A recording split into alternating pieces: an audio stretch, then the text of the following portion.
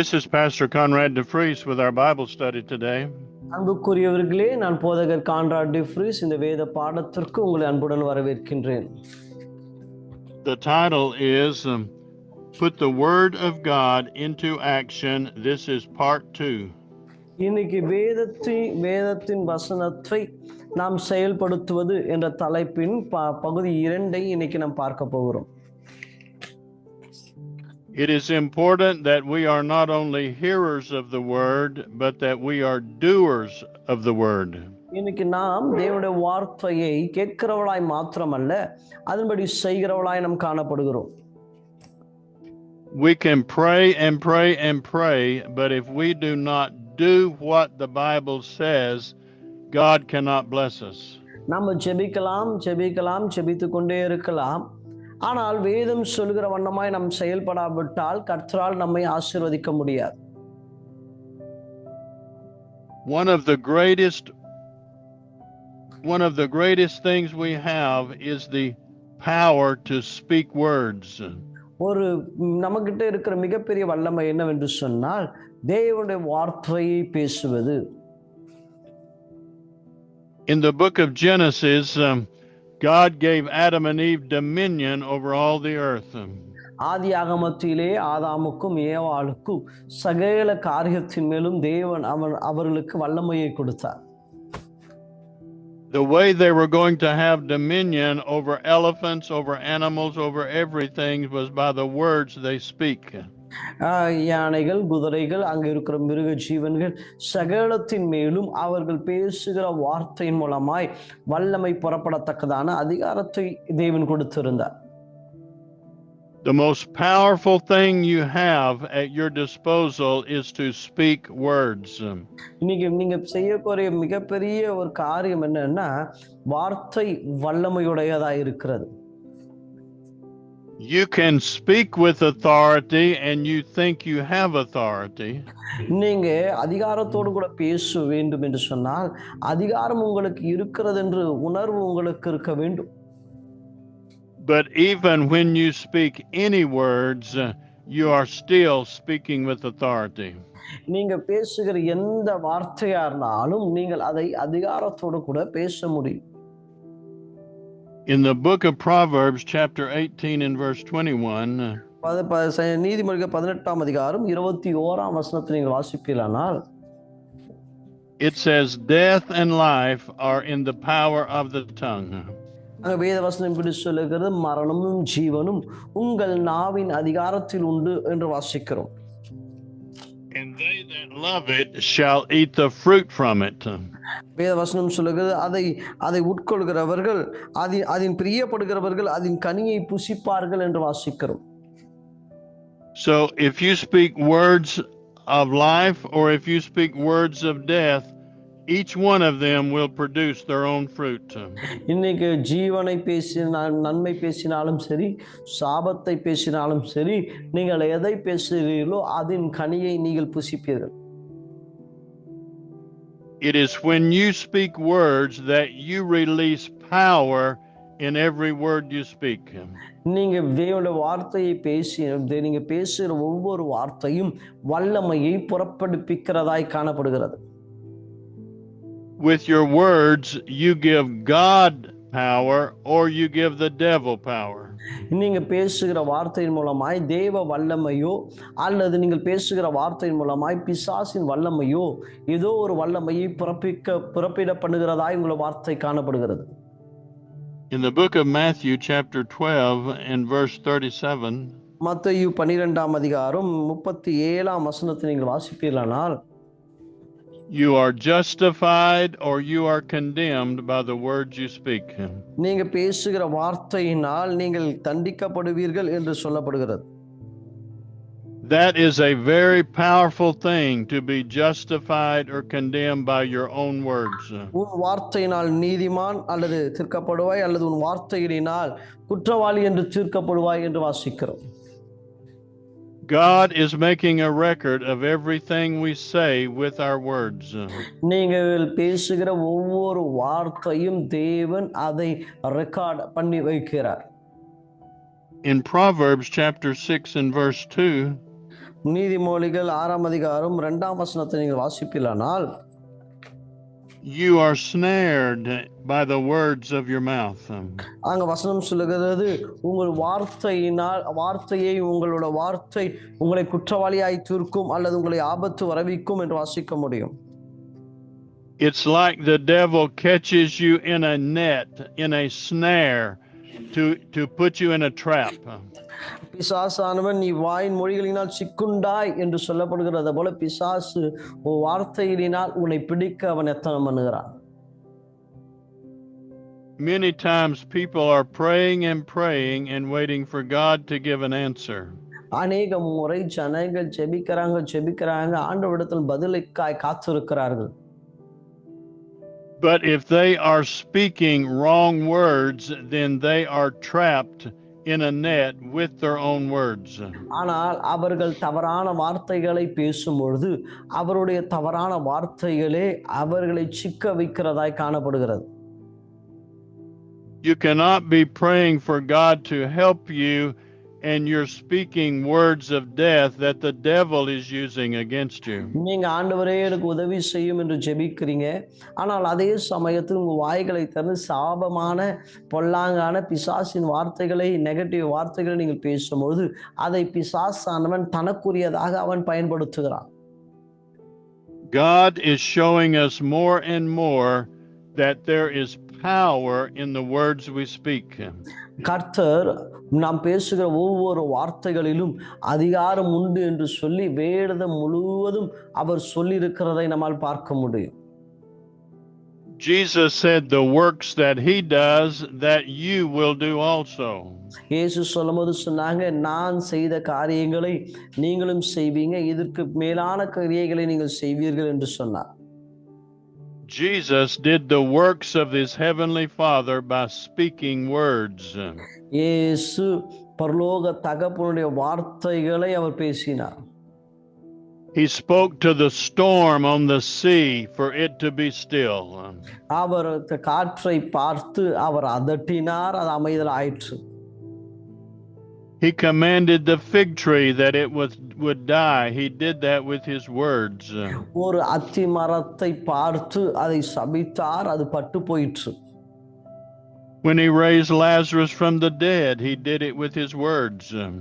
அவர் லாசருவை அவர் எழும்பி வா என்று அவர் வார்த்தையை கொண்டு பேசின போது அவன் உயிரோடு கூட எழும்பி வந்தான்.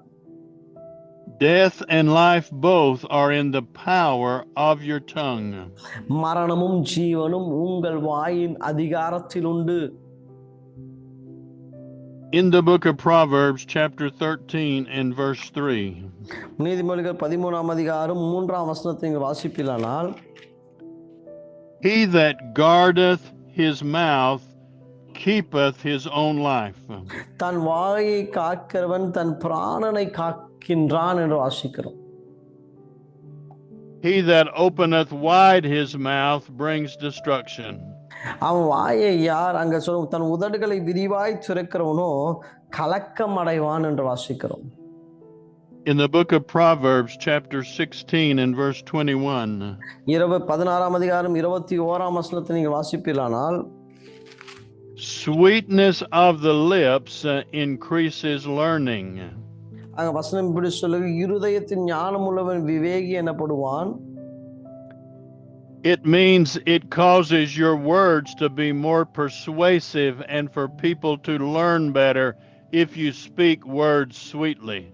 உதடுகளின் மதுரம் கல்வியை பெருக பண்ணும் என்று வாசிக்கிறோம். அப்படி என்று சொன்னால் நீங்க அழகான வார்த்தைகளை பேசும்பொழுது அவர்கள் ஞானம் அடைவார்கள். There is very great power in the words that you speak. நீங்கள் பேசுகிற ஒவ்வொரு வார்த்தையிலும் மிகப்பெரிய வல்லமை உண்டு. In Proverbs chapter 16 and verse 23, நீதிமொழிகள் 16ஆம் அதிகாரம் 23ஆம் வசனத்தை நீங்க வாசிப்பீர்களானால், it says the wise person gives instruction to his mouth. அங்க சொல்ல ஞானின் அவன் உதடுகளுக்கு அது மேன்மேலும் கல்வி, அல்லது ஞானின் இருதயம் அவன் வாய்க்கு அறிவை ஊட்டும், அவன் உதடுகளுக்கு அது மென்மேலும் கல்வியை கொடுக்கும். we are to teach our mouth so that it says the right thing. நீங்க உங்க உதடுகளுக்கு நீங்கள் கல்வியை அல்லது போதிக்கிறவளாய் நீங்கள் காணப்பட வேண்டும். We are to teach and give learning to our lips. நீங்கள் உங்கள் நாவுகளிலே நீங்கள் கற்றுத் தருகிறவளாக உங்கள் வார்த்தை கற்றுத் தருகிறவளாய் காணப்பட வேண்டும். Many Christians are praying and praying much, but they are not watching the words they say. அநேக கிறிஸ்தவர்கள் அவர்கள் ஜெபிக்கிறாங்க, ஆனால் அவர்கள் பேசுகிற வார்த்தைகளை அவர்கள் கவனிப்பதில்லை. The devil will trick the Christian to saying wrong things, and it will defeat their prayers from being answered. பிசாசானவன் தந்திரமாய் அவர்களை தேவையற்ற வார்த்தைகளை பேசும்படியாய் தந்திரமாய் அவன் செயல்படுத்துவான். இதன் மூலமாக அவர்களுடைய ஜெபங்கள் கேட்கப்படுவதில்லை. In Proverbs chapter 15 and verse 1, நீதிமொழிகள் 15ஆம் அதிகாரம் 1ஆம் வசனத்தை நீங்கள் வாசிப்பீர்களானால், a soft answer turneth away wrath. மெதுவான பிரதி உத்தரம் உக்கிரத்தை மாற்றும். These are spiritual laws in the Word of God. இது ஆவிக்குரிய சட்டங்களாய் இவைகள் காணப்படுகிறது. Just as there are natural laws, there are also spiritual laws. எப்படி சமுதாயத்திலே பலவிதமான சட்டங்கள் இருக்கிறதோ அதே வண்ணமாக இயற்கையிலும் பலவிதமான சட்டங்கள் உண்டு. Electricity and gravity have natural laws to go by. ஒரு கரண்ட்டுக்கு ஒரு எப்படி செயல்பட வேண்டும் என்று சட்டம் உண்டு, இழுப்பு சக்திக்கு எப்படி செயல்பட வேண்டும் என்று சட்டம் உண்டு. When you learn the laws of electricity, you can use them properly and they will be a blessing to you. நீங்க கரண்டா இருக்கட்டும், நீங்க அதை செம்மையான முறையில் நீங்கள் செயல்படுத்துவீர்களானால் அது உங்களோட வாழ்க்கையிலே மிகுந்த ஆசீர்வாதத்தை கொண்டு வரும். You cannot change the laws of electricity the way you want it to be. நீங்க விரும்புகிற வண்ணமாக அந்த கரண்டை மாற்ற முடியும். But if you learn the good laws of electricity, it will be a great blessing, or it can be a great problem to you. நீங்க அந்த மின்சாரத்தை சரியான முறையிலே நீங்கள் பயன்படுத்தினால் உங்களுக்கு ஆசீர்வாதமாய் காணப்படும். அதை சரியான முறையில் பயன்படுத்தாவிட்டால் அது உங்களுக்கு கஷ்டத்தை கொண்டு வரும். You cannot change the laws of gravity, but you must learn how to use it for the best use. ஆனால் நீங்க இழுப்பு சக்தியை நீங்கள் மாற்ற முடியாது, ஆனால் அதை செம்மையான முறையிலே உங்களால் பயன்படுத்திக் கொள்ள முடியும். And so it is in the Word of God. There are many hundreds of spiritual laws in the Bible. அதே வண்ணமாக வேதத்திலே தேவனானவர் ஆவிக்குரிய வகையிலே பலவிதமான சட்டங்கள் ஏற்றப்பட்டிருக்கிறது. The Bible speaks about the law of faith and the law of righteousness. வேதமானது விசுவாசத்தின் சட்டம் இருக்கிறது, நீதியின் சட்டம் என்று இருக்கிறது. The Bible says when you walk in love, it will cast out fear by itself. வேதம் சொல்லுகிறது, நீ அன்பில் நடந்தால் அன்பானது பயத்தை புறம்பே தள்ளும் என்று வாசிக்கிறோம். The law of the Spirit of life will redeem you from the law of sin and death. விடுதலையாக்கப்படுகிற பாவத்திற்கு மன்னிக்கப்படுகிற அந்த சட்டத்தின் மூலமாக நீங்க விடுதலையாக்கப்படுவீர்கள் என்று வாசிக்கிறோம்.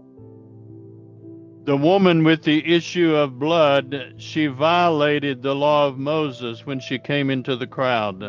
பாருங்க, அங்கே பெரும்பாடு உள்ள ஸ்திரீ அவங்க திரளான ஜனங்கள் இருக்கிற இடத்திற்கு அவள் கடந்து வர வேண்டும் என்று சொன்னால் மோசேயின் நியாயப்பிரமாண சட்டத்தை அவள் மீறி நடந்தாள். But she moved into a higher law, the law of faith. ஆனால் மோசே நியாயப்பிரமாண சட்டத்தை பார்க்கலும் மேலான விசுவாசத்தின் சட்டத்தை அவள் ஏற்றெடுத்தாள். Just as an airplane uses the law of thrust and lift to overcome gravity. பாருங்க, ஒரு ஏரோப்ளைனை எடுத்துக்கொள்வோமானால் அது பூமியில் காணப்படுகிற இழுப்பு சக்தியை ஊந்தி தள்ளி அது எப்படி வானத்தில் எழும்பி பறக்கின்றதோ, the airplane cannot disregard gravity, but it uses a higher natural law. அந்த ஏரோப்ளேன் ஆனது கிராவிட்டி அல்லது இழுப்பு சக்தியை ஒன்றுமில்லை என்று சொல்ல முடியாது. ஆனால் அந்த இழுப்பு சக்தியை பயன்படுத்தி அவைகள் எப்படி செயல்பட வேண்டும் என்ற அந்த விதியின்படி அது உயரே எழும்பி பறக்கின்றது. And there is the law of sin and death. If people commit sin, it will cause them to experience spiritual death. இதேதான் மரணமும் ஜீவனும். ஒருவன் பாவம் செய்தால் அவர்களுடைய வாழ்க்கையிலே அவர்கள் தானாகவே மரணத்தை வருவித்துக் கொள்கிறார்கள். But the law of faith in Jesus is a greater law than the law of sin. ஆனால் சாபத்தின் அல்லது பாவத்தின் சட்டத்தை பார்க்கிலும் இயேசுவின் இரத்தத்தின் சட்டமானது பல ஆயிரம் மடங்கு உயர்ந்ததாய் உன்னதமானதாய் காணப்படுகிறது. In order to use the spiritual laws of the Bible, you must learn how to say the right thing. ஆனால் நீங்க வேதத்தின் சட்டத்தை நீங்கள் பயன்படுத்த வேண்டும் என்று சொன்னால் நீங்கள் சொல்லுகிற காரியத்தை சரியான முறையில் நீங்கள் சொல்ல வேண்டும். When Jesus was being beaten and whipped and going to the cross, he did not open his mouth. இயேசு அடிக்கப்பட்டு அவர் சிலுவையிலே அறையப்படும்படி இழுத்து கொண்டு செல்லும் பொழுது அவர் தன் நாவை திறந்து ஒன்றும் சொல்லவில்லை. The people that were beating him were trying very hard to get him to say words, but he would not do it. அவரை அடிக்கிறவங்க எதாயிலும் இவர் சொல்ல வேண்டும் என்று சொல்லி அவர் பேசுவதற்காக உந்தி தள்ளுகிற பல வார்த்தைகளை பேசினார்கள். பலவிதமாய் அவரை வேதனைப்படுத்தி அடித்தார்கள். If he had opened his mouth, he could have started a negative spiritual law that would hinder him. ஆனால் அவர் எதிர்மறையான கருத்துக்களை அந்த வேளையில பேசியிருந்தால் ஆவிக்குரிய காரியங்கள் பல காரியங்கள் தடைபட்டிருக்கும். The devil wants you to fret and to murmur and complain. That is negative spiritual laws. பிசாசானவன் உங்களை முறுமுறுக்க செய்வான். பிசாசானவன் உங்களை கோபப்படுத்தி சில வார்த்தைகளை பேசும்படி செய்வான். இவைகளெல்லாம் செய்யும்போது இவைகளெல்லாம் எதிர்மறையான கருத்துகள். அவனுடைய கிரியைகளை நடப்பிப்பதற்கு நீங்கள் பேச அவன் கிரியை செய்ய ஆரம்பிப்பான். 80% of the plagues that came on Israel in the wilderness was because they murmured. 80% வாதைகள் இஸ்ரவேல் ஜனங்களுக்கு வந்த 80% வாதைகள் அவர்கள் முறுமுறுத்ததினாலே அவருடைய வாழ்க்கையின் மேல் கடந்து வந்தது. They said, "Would to God that we would just die in this wilderness," and that is what happened to them. அவங்க சொன்னாங்க, ஐயோ நாங்கள் வனாந்தரத்தில் மரித்தால் நலமாயிருக்கும் என்று சொன்னார்கள். அவர்கள் சொன்னபடியே வனாந்தரத்தில் மரித்து போனார்கள். God did not have a choice because their words determined what would happen. கர்த்தரிடத்திலே இப்ப செய்வதற்கு ஒன்றுமில்லை. காரணம் அவருடைய வாயின் வார்த்தைகள் அவர்களை ஆளுகை செய்தது. Caleb and Joshua did not speak those negative words. ஆனால் அதே சமயத்திலும் இந்த எதிர்மறையான வார்த்தைகளை பேசாத யோசுவாவும் காலேப்பும் அவைகளிலே வித்தியாசமானவளாய் காணப்பட்டார்கள். And those two people lived all the 40 years but did not die like the other people. அவர்கள் 40 ஆண்டுகளும் அந்த வனாந்திரத்தில் வாழ்ந்து மற்றவர்கள் மரித்ததை போல அவர்கள் மரியாதவளாய் காணப்பட்டார்கள். The other people from 20 years old and upward died in the wilderness, but Caleb and Joshua did not die. பாருங்க, 20 வயது நிரம்பி அந்த வனாந்திர வாழ்க்கையிலே அவர்கள் மரித்து போனாங்க. ஆனால் காலேப்பும் யோசுவாவும் அந்த வனாந்திரத்திலே அவர்கள் மரிக்கவில்லை. The other people said they were like grasshoppers in the eyes of the giants. அவங்க சொன்னாங்க, நாங்கள் சத்துருவின் பார்வையிலே வெட்டுக்கிளியை போல் இருக்கிறோம் என்று சொன்னார்கள். Caleb and Joshua said, "We are well able to take the land and conquer it." காலேப்பும் யோசுவாவும் சொன்னாங்க, நாம் கடந்து போய் அந்த தேசத்தை பிடிப்போம் என்று சொன்னார்கள். All of the people received what they said. எல்லாரும் என்ன பேசினாங்களோ அது அவர்களுக்கு கிடைத்தது. Those that complained and said they were grasshoppers, they died in the wilderness. That's what they said. அவங்க யார்? ஐயோ நாங்கள் வெட்டுக்கிளியை போல் இருக்கிறோம், வனாந்திரத்தில் மரித்தால் நலமாயிருக்கும் என்று சொன்னார்களோ அதே வண்ணமாக அவர்கள் மரித்து போனார்கள். Caleb and Joshua said, we can take the land, and they did not die. They lived 40 more years. ஆனால் நாங்கள் சுதந்தரிப்போம் என்று சொன்னவங்க 40 ஆண்டுகளும் ஜீவனோடு வாழ்ந்து அந்த தேசத்தை அவர்கள் சுதந்தரித்தார்கள். So you will get what you say. If it is death you speak or life you speak, you will get what you say. நீங்க எதை பேசுகிறீர்களோ அதை பெற்றுக்கொள்வீங்க. மரணத்தை பேசினால் மரணம், ஜீவனை பேசினால் ஜீவன். He says you will get the fruit of your lips, what you say with your mouth. நீங்க உங்கள் வாயின் கனியை நீங்கள் புசிப்பீங்க. The words that you speak are very powerful. Be careful what you say. அன்புக்குரியவர்களே, நீங்கள் பேசுகிற வார்த்தை மிக மிக வல்லமை உடையதாக இருக்கிறது. ஆகவே நீங்கள் பேசுகிற வார்த்தையை ஜாக்கிரதையோடு கூட எச்சரிக்கையோடு கூட நீங்கள் பேச வேண்டும். In the book of Proverbs, chapter 26 and verse 20, நீதிமொழிகள் 26ஆம் அதிகாரம் 20ஆம் வசனம், it says, where there is no wood, the fire goeth out. அங்க 26:20 சொல்லுது, விறகில்லாமல் நெருப்பு அவியும், சொல்லுகிறவன் இல்லாமல் சண்டை அடங்கும். Some people will just continue to fret and murmur and complain, and they keep problems coming. சிலவங்க குறை சொல்லிட்டே இருக்கிறாங்க, முறுமுறுத்துட்டே இருக்கிறாங்க, இப்போ நெகட்டிவ் பேசிட்டே இருக்கிறனால பிரச்சனை வந்துட்டே தான் இருக்கும். In Proverbs chapter 22 and verse 10, நீதிமொழிகள் 22:10 வசனத்தை நீங்கள் வாசிப்பீர்களானால், it says, cast the scorner out and strife will cease. பரியாசக்காரனை துரத்து விடு, அப்போது வாது நீங்கும், விரோதமும் அம்மனமே ஒழியும். It is up to us to take control of what we say. நாம் எதை பேசுகிறோம் என்பது உங்கள் கரத்தில் இருக்கிறது. In the book of Proverbs chapter 29 and verse 20, நீதிமொழிகள் 29ஆம் அதிகாரம் 20ஆம் வசனம், he that is hasty with his words, there is more hope of a fool than him. தன் வார்த்தைகளில் பதறுகிற மனுஷனை கண்டாயானால் அவனை நம்புவதை பார்க்கலாம், மூடனை நம்பலாம். It is so important not to speak too quickly until we are sure what we want to say. பாருங்க, நாம் எதை பேச வேண்டும் என்பதை ஜாக்கிரதையோடு கூட நிதானமாய் பேசுகிறவளாய் நாம் காணப்பட வேண்டும். In the book of James chapter 1 and verse 26, யாக்கோபு 1ஆம் அதிகாரம் 26ஆம் வசனத்தை நீங்க வாசிப்பீர்களானால், he that bridleth not his tongue deceives his own heart. அங்க வசனத்திலே நம்ம யாக்கோபு 1ஆம் அதிகாரம் வாசிக்கும் பொழுது அங்க வார்த்தைகளிலே செம்மையாயிருக்கிறவன் பாக்கியவான் என்று வாசிக்கிறோம்.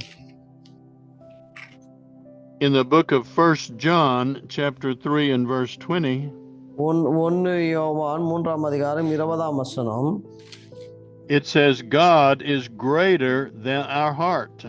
அங்க வேதவசனம் யாக்கோபு 1:26 சொல்லுகிறது, ஒருவன் தன் நாவை அடக்காமல் தன் இருதயத்தை வஞ்சித்து தன்னை வேவுள்ளவன் என்று எண்ணினால் அவனுடைய தேவ பக்தி வீணாய் இருக்கும் என்று வாசிக்கிறோம். If you make a mistake and do wrong, it is not God that condemns you, it is your own heart that condemns you. அன்புக்குரியவரே, 1 யோவான் 3ஆம் அதிகாரம் 20ஆம் வசனத்தை நாம் வாசிக்கும் பொழுது அங்க சொல்லுகிறது, நம்முடைய இருதயமே நம்மை குற்றவாளியாக தீர்க்கும். ஆண்டவர் நம்மை குற்றவாளி அல்ல, உங்களை வாயின் வார்த்தைகளே உங்களை குற்றவாளியாய் தீர்க்கிறது. It is important that you put the word of God into your heart so it will have the right way to think. தேவனுடைய வார்த்தை உங்களுடைய இருதயத்தில் வைப்பீர்களானால் நீங்கள் யோசிக்க வேண்டிய, நீங்க பேச வேண்டிய நியாயமான காரியத்தை அது உங்களுக்கு போதிக்கும். The Holy Spirit only condemns or convicts us of only one sin. பரிசுத்த ஆவியான ஒரே ஒரு குற்றத்தை தான் நம்மை கண்டிப்பார், நம்மை நியாயம் தீர்ப்பார். In the book of John, chapter 16 and verse 9, யோவான் 16ஆம் அதிகாரம் 9ஆம் வசனத்தை நீங்கள் வாசிப்பீர்களானால், the Holy Spirit convicts of the sin of not accepting Jesus as Savior. அங்க வசனம் சொல்லுகிற இயேசுவை இரட்சகராக ஏற்றுக்கொள்ளாதவர்களை பரிசுத்த ஆவியானவர் தண்டிப்பார் என்று வாசிக்கிறோம். But the Bible says, if our heart condemn us not, we have confidence in God. ஆனால் வேதம் சொல்லு நாம் இயேசுவின் மேல் விசுவாசம் உள்ளவர்களாய் இருக்கிறோம்.